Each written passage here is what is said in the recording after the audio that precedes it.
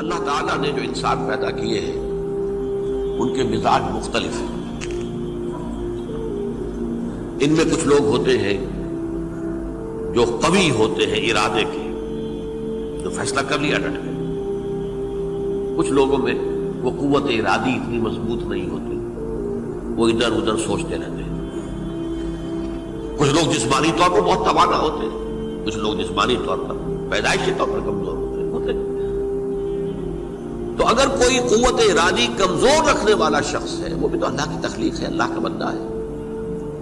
خطاؤں کا ظہور ہو جاتا ہے، توبہ کرتا ہے، پھر کچھ عرصے کے بعد پھر خطا کا ظہور ہو جاتا ہے، پھر توبہ کرتا ہے.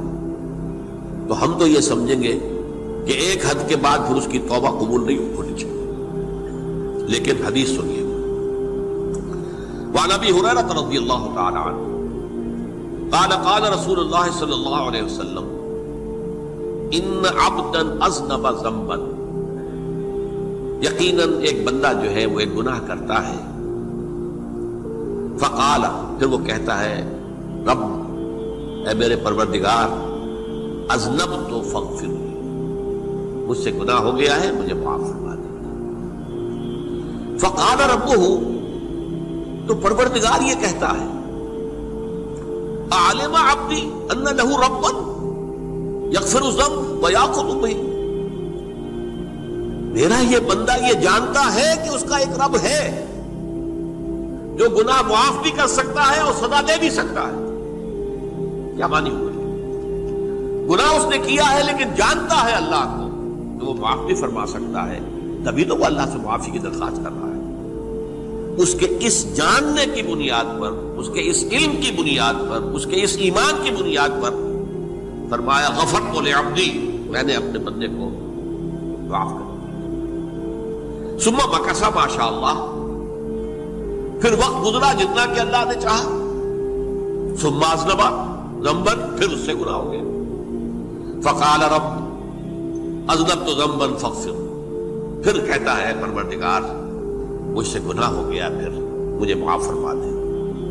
فقال ربہ، اللہ فرماتا ہے عالم عبدی ان لہ ربا یغفر الذنب ویأخذ بہ، میرا بندہ ہے نا جو جانتا ہے کہ اس کا ایک رب ہے، ایمان باللہ اس کے اندر ہے، تبھی تو پکار رہا ہے. اور یہ بھی جانتا ہے کہ وہ گناہ معاف بھی کر سکتا ہے اور چاہے تو پکڑ بھی سکتا ہے، سزا بھی دے سکتا ہے. تو فرمایا، اللہ تعالیٰ فرماتے ہیں میں نے فرمایا کہ میں نے معاف کر دیا. ثم مکث ما شاء اللہ، پھر ایک عرصہ گزرا اس کے بعد. ثم اذنب ذنبا، پھر اس نے گناہ کیا. قال رب اذنبت ذنبا آخر، اس نے کہا پروردگار میں نے تو پھر ایک اور گناہ کر دیا، فاغفر لی، مجھے بخش دے. فقال اعلم عبدی ان لہ ربا یغفر الذنب ویأخذ بہ، میرا بندہ جانتا ہے نا کہ اس کا ایک رب ہے جسے وہ پکار رہا ہے، کہ وہ جانتا ہے کہ اسے اختیار حاصل ہے کہ چاہے تو بخش دے اور چاہے تو پکڑ لے. اس کے اس علم، اس ایمان کی بنیاد پر میں نے اسے معاف کر دیا. ایک اور حدیث، میں نے چونکہ اس گفتگو کے لیے ان احادیث کا تفحص کیا ہے، یہ تو بہت ہیں حدیثیں، میں نے ان میں سے کچھ چنی ہیں. ہمارے پاس واعظ ناصح وہ بھی کسی شخص کو روکتے رہے، برائیوں سے روکتے رہے، نہیں رکتا تو کہیں غصے میں آ کے اللہ تجھے کبھی معاف نہیں کرے گا. یہ کتنا بڑا جرم ہے، اس کا اندازہ کیجئے اس حدیث سے. تو میرے بندے کو میری رحمت سے مایوس کر رہے ہیں، کتنا بڑا جرم ہے، اس کا اندازہ کیجئے. یہ مسلم شریف کی روایت ہے عن جندب، حضرت جندب رضی اللہ تعالی عنہ سے، ان رسول اللہ صلی اللہ علیہ وسلم حدث، کہ اللہ کے رسول صلی اللہ علیہ وسلم نے ایک واقعہ بیان کیا. ان رجلا قال، کہ ایک شخص نے یہ کہا واللہ لا یغفر اللہ لفلان، کہ خدا کی قسم اللہ تعالیٰ فلاں شخص کو کبھی معاف نہیں کرے گا. وَأَنَّ اللَّهَ تَعَالَى قَالَ، اس پر اللہ تعالیٰ نے یہ فرمایا منزل الذی یتعلی علیہ، یہ کون ہے جو میرے اوپر حکومت کرنے والا آ گیا، جو میری طرف سے حکم لگا رہا کہ میں کبھی معاف نہیں کروں گا؟ منزل الذی، کون ہے وہ شخص، الذی یتعلی علیہ انی لا اغفر لفلان، کہ میں فلاں شخص کو کبھی معاف نہیں کروں گا، قد غفرت لفلان، اس کو تو میں نے معاف کر دیا، واحبطت عملہ، اس شخص کے تمام اعمال میں نے ضائع کر دیے کہ تم نے میرے بندے کو مایوس کیا۔ یہ ہے جرم کی انکار۔ تو توبہ کی دعوت دیتے رہو، توبہ کے لیے لوگوں کو آمادہ کرتے رہو، توبہ جو ہے اس کے لیے ترغیب دیتے رہو، اللہ تعالیٰ معاف فرمانے والا۔ اب آخری حدیث سنا رہا ہوں، یہ تو بہت ہی عجیب حدیث ہے اور متفق علیہ، یہ بخاری اور مسلم دونوں میں۔ حضرت ابو سعید الخدری رضی اللہ تعالی عنہ جو ہے اس کے راوی ہیں، حضور نے فرمایا کانا فی من کانا قبلکم رجل قتل 99 نفسا، تم سے پہلے جو امت تھی بنی اسرائیل گویا کہ ان کا ذکر ہے، اس میں ایک آدمی ایسا تھا جس نے 99 قتل کیے تھے۔ اب آپ اندازہ کیجئے کتنا بڑا گناہ کبیرہ ہے قتل۔ قرآن مجید میں آتا ہے فَكَأَنَّمَا قَتَلَ النَّاسَ جَمِيعًا، اگر ایک انسان کو بھی ناحق قتل کر دیا گیا تو یہ ایسی ہے گویا کہ اس نے پوری نوع انسانی کو قتل کر دیا، اس نے 99 قتل کیے۔ فَهَلْ لَهُ مِن تَوْبَةٍ، پھر اس کے بعد یہ ہوا کہ اس کے اندر توبہ کا جذبہ پیدا ہوا۔ فَسَأَلَ عَنْ أَعْلَمِ أَهْلِ الْأَرْضِ، تو اس نے پھر سوال کیا، لوگوں سے پوچھا کہ زمین میں رہنے والوں میں کون سب سے بڑا عالم ہے؟ فَدُلَّ عَلَى رَاهِبٍ، تو اسے بتایا گیا فلاں راہب فلاں جگہ پر ہے، وہ بہت نیک ہے، بڑا عالم ہے۔ فَأَتَاهُ، وہ اس کے پاس آیا، فَقَالَ أَنَّهُ قَتَلَ 99 نَفْسًا فَهَلْ لَهُ مِن تَوْبَةٍ، انہوں نے کہا دیکھیے راہب صاحب میں نے 99 انسان قتل کیے، اب مجھے یہ بتائیے کہ میرے لیے توبہ کا کوئی امکان ہے؟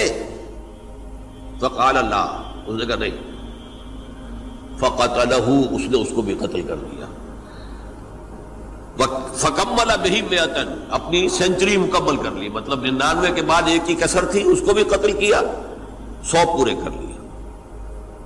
ثم سأل عن عالم اہل الارض، پھر اس نے پوچھا کوئی اور کوئی بڑے عالم انسان ہو، فدل علی رجل عالم، پھر اس کی رہنمائی کی گئی ایک بڑے عالم شخص کی طرف۔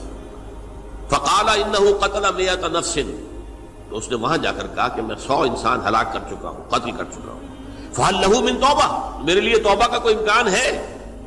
فقال نعم، کہا کیوں نہیں، 100 قتل کیے تب بھی کیا ہے، توبہ کا راستہ دروازہ کھلا ہوا، معلوم یغرغر، جب تک کہ وہ گھنگرو نہیں بج رہا اس وقت تک تمہارے توبہ کا دروازہ کھلا ہوا ہے۔ فرمایا نعم، وَمَن يَحُولُ بَيْنَهُ وَبَيْنَ التَّوْبَةِ، تمہاری توبہ کے درمیان اور تمہارے درمیان کون حائل ہو سکتا ہے، توبہ کا دروازہ کھلا ہے۔ لیکن ساتھ ہی کہا انطلق الی ارض کذا و کذا، اب تم ایسے کرو جہاں تم رہتے ہو وہاں نہ جاؤ واپس، وہاں کا ماحول اچھا نہیں ہے، معاشرہ اچھا نہیں ہے، ہو سکتا ہے کہ تم توبہ پر قائم نہ رہ سکو، تم فلاں جگہ چلے جاؤ، وہاں اچھے لوگ آباد ہیں، ان میں جا کر رہو۔ فإن بها أناسا يعبدون اللہ تعالی، وہاں ایسے لوگ آباد ہیں جو اللہ کی بندگی کرتے ہیں، فاعبد اللہ معهم، تو تم ان کے ساتھ مل کر اللہ کی بندگی اور پرستش کرو، ولا ترجع الى ارضک، اپنی زمین کی طرف اپنے وطن میں واپس مت جاؤ، فإنها ارض سوء، وہ بری جگہ ہے۔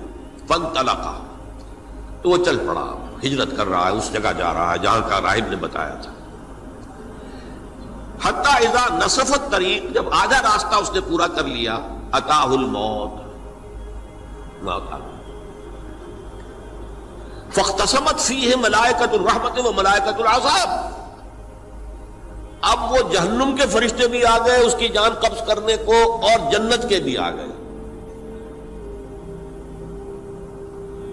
فقالت ملائکۃ الرحمہ، رحمت والے جو فرشتے ہیں جنت والے، انہوں نے کہا جا تائبا مقبلا بقلبہ للہ تعالی، یہ شخص توبہ کر کے اللہ تعالیٰ کی طرف ہجرت کر رہا تھا، اس لیے اس کی نیت کی بنیاد پر اب یہ جنتی ہے، لہذا اس کی روح ہم قبض کریں۔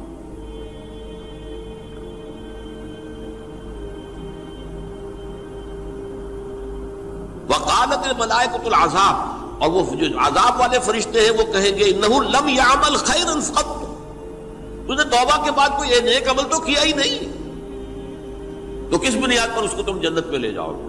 اس کو تو دوزخ میں جانا چاہیے۔ فاتاہ ملک فی صورت آدمی، تو ان کے پاس اللہ نے ایک اور فرشتے کو بھیج دیا آدمی انسانی شکل کے اندر، فجعلوہ بینہم، تو ان فرشتوں نے کہا بھائی ہمارا فیصلہ کرا دو، اس کی روح ہم لینا چاہتے ہیں یا ہم لینا چاہتے ہیں، انہیں حکم بنا لیا۔ فقال قیسوا ما بین الارضین فإلی ایتہما کان اقرب، کہ تم فاصلہ ناپ لو جہاں سے وہ چلا ہے اور جہاں جا رہا تھا اور یہاں اس کی موت ہو رہی ہے، تو کون سا فاصلہ زیادہ ہے؟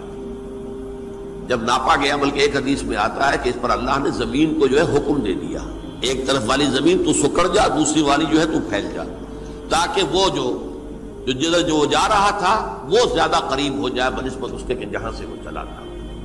تو اس فیصلے پر پھر جو فرشتے تھے، جو کہ رحمت کے فرشتے تھے، وہ اس بندے کو لے گئے جنت کے اندر۔ یہ ہے توبہ کی عظمت اور اس کی تاثیر۔